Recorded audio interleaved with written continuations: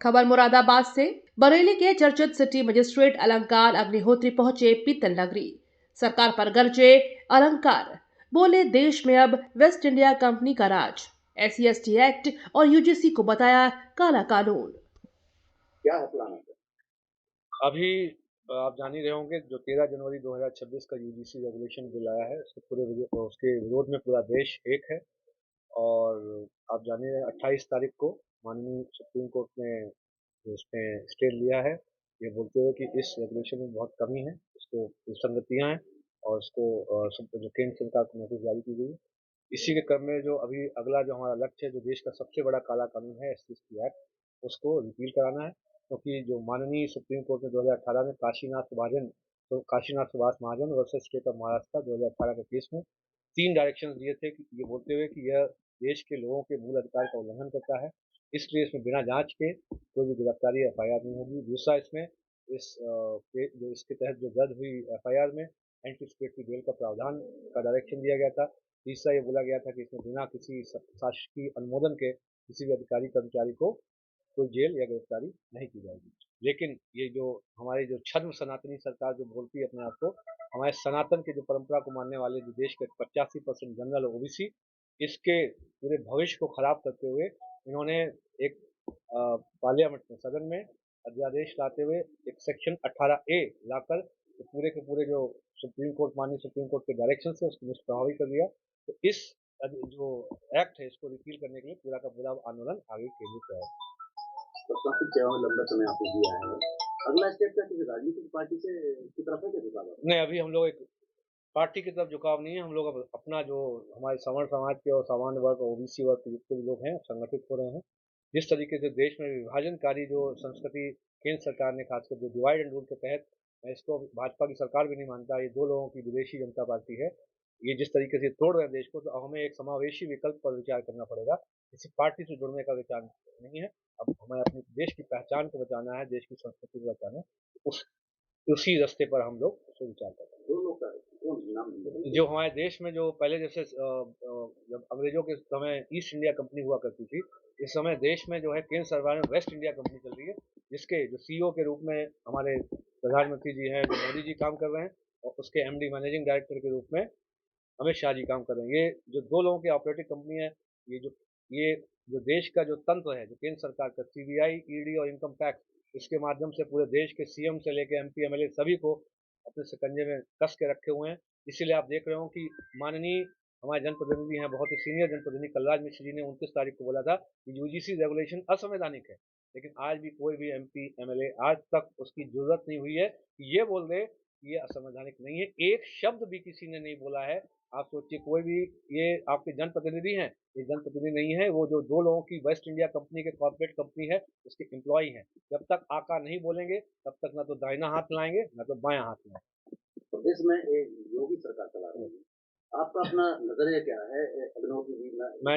मैंने योगी जी के लिए क्यों मैंने अपना प्रथम, जब मैंने इस्तीफा दिया था उससे प्रथम बिंदु ही इस पर दिया था कि जो हमारे शंकराचार्य जी महाराज थे, उनको जब वहाँ पे उनके बटुक शिष्य माघ मेला स्नान में गए थे मौनी अमावस्या के दिन, उनके बटुक शिष्यों को जो चोटी घसीट के स्थानीय प्रशासन ने जो पीटा था, बिना किसी, जब वहाँ कोई जो जबरदस्ती भी कोई नहीं कर रहा था, जबरदस्ती जाके धक्का दे के पहले नीचे गिरा के पीटा गया। हमारी उसी दिन मैंने राज्य सरकार को बोला था अपना कि ये मेरा एक बिंदु है जिसके कारण मैं इस्तीफा दे रहा हूँ।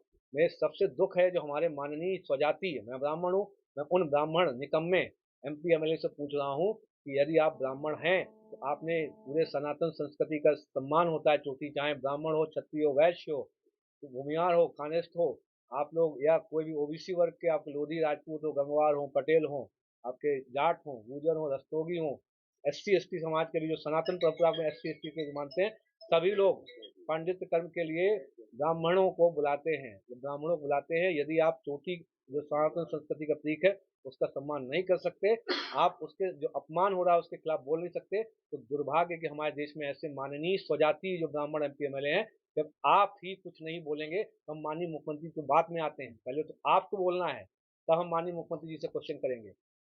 ऑप्शन क्या है? अगर ऑप्शन देखिए, देश में जिस तरीके से केंद्र सरकार ने जिस तरीके से विचारधारा लाई है, डिवाइड एंड रूल, ये लोग कंटिन्यूस जो है सिर्फ सत्ता में बने रहने के लिए, हमें आपसे इनका कोई मतलब नहीं, हमें आपको एक मशीन की तरह ट्रीट करते हैं। इनके पास 100-100 200 करोड़ रुपए की जो बजट इनके पास होता है, बहुत विभिन्न सशक्त एनालिटिक्स की कंपनी होती है, उनको हायर करते हैं।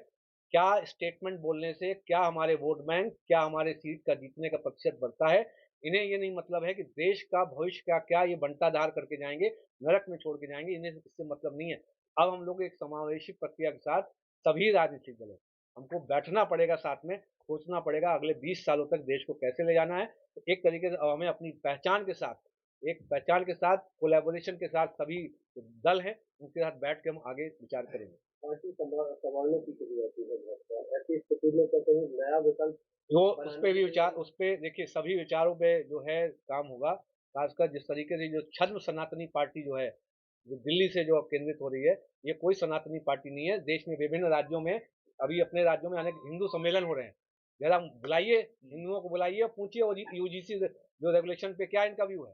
देश में ये छद्म लोग तुरंत इन्होंने चालू कर दिया, जब लगा इतना विरोध हो रहा है, इस पे बात नहीं करेंगे। SC ST पे जो फर्जी मुकदमों की बात नहीं करेंगे, बस देश को बढ़िया नाच गाना दिखाएंगे, देखो कितना देश में अच्छा चल रहा है। अरे पूरा देश यहाँ रो रहा है, सड़कों पे आ चुका है। पहली बार आपने देखा होगा, मिडिल ईस्ट में आपने देखा होगा ऐसा होता होगा, लेकिन पूरे देश में ऐसा हो रहा है। पहली बार प्रधानमंत्री और गृह मंत्री के कटआउट पे जूते की माला चढ़ा के, उसमें कालिक पोत के जूतों से पीटा पीटा जा रहा है। इससे समझिए आपका देश का, अपने पूरे भारत की आत्मा पे जो है आपने चोट पहुंचाई है, आपका जनाधार खत्म हो चुका है। पूरी मीडिया का ब्लैकआउट कर रखा है कि पूरे देश में जो चीजें हो रही हैं, धरना प्रदर्शन ना दिखाया जाए। अभी 7 तारीख को देश में कम से कम 5,000 लोगों को हाउस अरेस्ट किया गया है, जो सनातन स्वाभिमान यात्रा हम लोगों ने प्रायोजित की थी। आज भी जहां जहां से भी लोग जा रहे हैं धरना प्रदर्शन के लिए, सबको हाउस अरेस्ट किया जा रहा है। आप विद्रोह को एक समय तक रोक सकते हैं, एक समय के बाद आप नहीं रोक पाएंगे। मुझे ऐसा प्रतीत होता है, जो बजरंगबली ऐसा बता रहे हैं कि ये लोग जल्द ही यहाँ, या तो जो केंद्र सरकार के जो 2 लोग हैं जो है, माननीय प्रधानमंत्री जी और माननीय जो गृह मंत्री जी, आप सोचिए, एक गुजराती सरदार पटेल जी ने पूरे देश को 562 रियासतों को एक किया था। ये 2 गुजराती पता नहीं देश से कौन सा बदला लेने आए हैं, सभी को छिन्न भिन्न करके जाएंगे। कितना समय बचा है इनके जीवन का, आप बताइए, 5 साल 10 साल, लेकिन ये देश को अपनी सिर्फ सत्ता, सुख भोग, और कितना देश का पैसा, जो राज्यों का पैसा, विभिन्न जो राज्यों में स्कीम चल रही है, बजट चल रहा है, उसका कैसे 10 से 30% कैसे गुजरात में शिफ्ट कर दें, इसी पे इनका ध्यान लगा होगा। पानी की टंकी आप सोचिए फट रही है, आप कहीं भी, आप सबसे पहले टंकी फटी थी लखीमपुर खीरी में, पानी भरा, फट गया, टंकी फट गई। आप देख रहे हो जल शक्ति मंत्री और ब्रजभूषण सिंह राजपूत पब्लिकली लड़ाई हो रही है एक दूसरे में, हाथापाई की नौबत आज ये क्यों आ रही है? क्योंकि देश का जो पैसा, इस स्कीम का पैसा ज्यादातर लुट चुका है। इस सब कॉन्ट्रैक्टिंग एक टेक्निक होती है मनी लॉन्ड्रिंग करने की, जिसमें कि बजट एक ठेका किसी एक कंपनी को दिया जाता है, और वो एक हिस्सा लेके निकल लेता है और 30 से 40% कट लेके दूसरे को शिफ्ट कर देता है, कि अब तुम जानो, तुम्हारा काम जाने। पैसा जब लुट चुका है, शिफ्ट हो चुका है, इसीलिए पूरे राज्य भर में जल जीवन मिशन में देख रहे होंगे पानी की टंकी हालत बेहाल है, उस पर कोई बात नहीं करेंगे हिंदू सम्मेलनों में। तो ये फर्जी जो हिंदू सम्मेलन जिससे प्रायोजित है, उनसे अनुरोध है, जरा वास्तविक स्थिति को समझिए। इस समय देश में जनाधार आपका खत्म हो चुका है। आज चुनाव केंद्र सरकार में हो जाएंगे, आपको 0 सीट मिलेंगी पूरे देश की, मैं आपको बता रहा हूँ। कांग्रेस गवर्नमेंट में ये कहा जाता, कांग्रेस होती थी, 1 रुपया चलता था, 20 पैसे पब्लिक के पास आते थे। मैं कांग्रेस की बात कर रहा हूँ आज में, और क्या कंपेरिजन है, किस तरह से देखते हैं? देखिए, कांग्रेस का वर्ड है, हमारा नहीं है। मैं वही तो मैं आपको कह रहा हूँ, वो सरकार तो अलग है। आपने कौन सा महत्वपूर्ण काम कर दिया? कांग्रेस सरकार की जो बात ये करते हैं, मैं इस सरकार की बात कर रहा हूँ।